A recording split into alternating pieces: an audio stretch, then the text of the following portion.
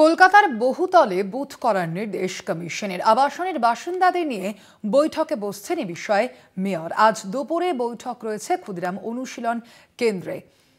আর বিস্তারিত জানবো, ফোন লাইনে রয়েছেন প্রতিনিধি দুর্গা দাস বন্দ্যোপাধ্যায়। দুর্গা দা, কি জানতে পারা যাচ্ছে আজকের এই বৈঠকে মূলত কোন বিষয়ে আলোচনা হবে?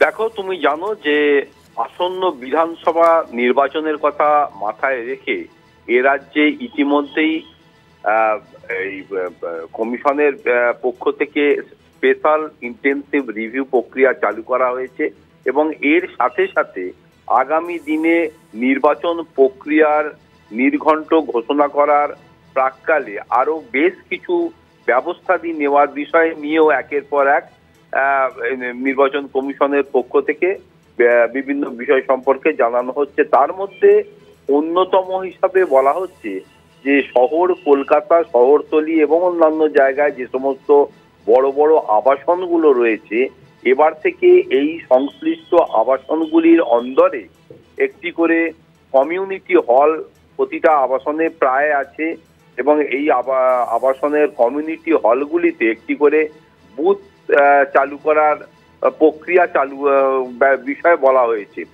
এবং এই বুথগুলো চালু হলে একদিকে যেমন দেখা যাচ্ছে যে সংশ্লিষ্ট আবাসনের বাসিন্দাদের আর আবাসনের বাইরে গিয়ে দীর্ঘক্ষণ কোনো লাইনে অপেক্ষা করতে হবে না বা কোনো পলিটিক্যাল হ্যাজার্ডের সম্মুখীন হতে হবে না। তারা নির্দিষ্টভাবে ওদের ওই ক্যাম্পাসের মধ্যেই তারা কমিউনিটি হলেতে ভোটদান করতে পারবেন বা সক্ষম হবেন। বয়স্ক মানুষদেরও যেমন উপকার হবে। কিন্তু বিরোধী রাজনৈতিক দলগুলো এই প্রক্রিয়াকে এক প্রকার মেনে নিলেও শাসক দল তৃণমূল কংগ্রেসের পক্ষ থেকে বেশ কিছু বিষয়কে সামনে আনা হচ্ছে এবং সেই প্রক্রিয়ার মধ্যে অনেক কিছু তাদের পক্ষে মানা সম্ভব নয় বলেও শাসক দলের অন্দরের খবর।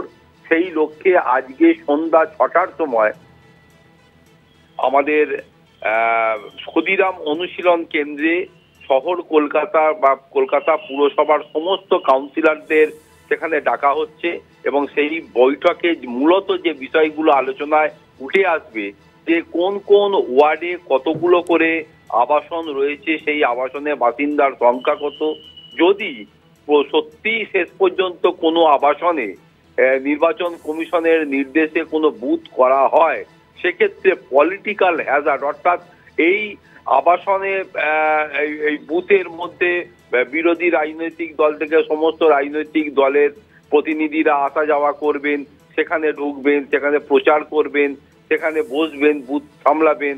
অতএব এবং সেই বুথকে কেন্দ্র করে যদি কোনো উত্তেজনার সৃষ্টি হয়, কোনো গন্ডগোলের সৃষ্টি হয়, তাহলে সেই প্রতিটি আবাসনে নিরাপত্তা ব্যবস্থা কতটা দেওয়া যাবে বা যাওয়া সম্ভব, এই সমস্ত বিষয়গুলি নিয়ে যে আলোচনা আজকে সন্ধ্যে 6টার সময় ক্ষুদিরাম অনুশীলন কেন্দ্রে এই বিষয়গুলি প্রাথমিকভাবে আলোচনা করা হবে এবং এই আলোচনার নির্যাস দলের শীর্ষ নেতৃত্ব তথা রাজ্যের মুখ্যমন্ত্রী তথা তৃণমূল কংগ্রেস সুপ্রিমো মমতা বন্দ্যোপাধ্যায় এবং সর্বভারতীয় সাধারণ সম্পাদক অভিষেক বন্দ্যোপাধ্যায়ের কাছে তুলে ধরা হবে।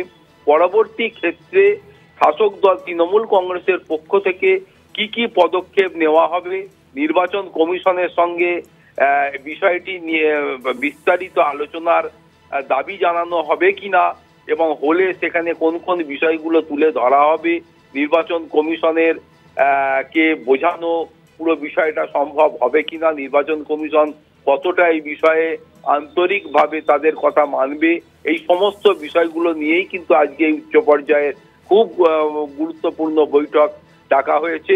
মেয়র ফিরহাদ হাকিম যেমন উপস্থিত থাকবেন, সমস্ত মেয়র পরিষদ এবং কাউন্সিলররা প্রাথমিকভাবে উপস্থিত থাকবেন এবং কলকাতাস্থিত যে সমস্ত বিধায়করা রয়েছেন তাদেরও থাকার সম্ভাবনার কথা জানানো হয়েছে। ফলে সব মিলিয়ে কিন্তু আজ সন্ধ্যায় সন্ধ্যা 6টার সময় ক্ষুদিরাম অনুশীলন কেন্দ্রে যে বৈঠকটি বসতে চলেছে তা কিন্তু রাজনৈতিকভাবে যথেষ্ট তাৎপর্যপূর্ণ বলে মনে করছে রাজনৈতিক মহল। ধন্যবাদ তোমায় দুর্গা দা।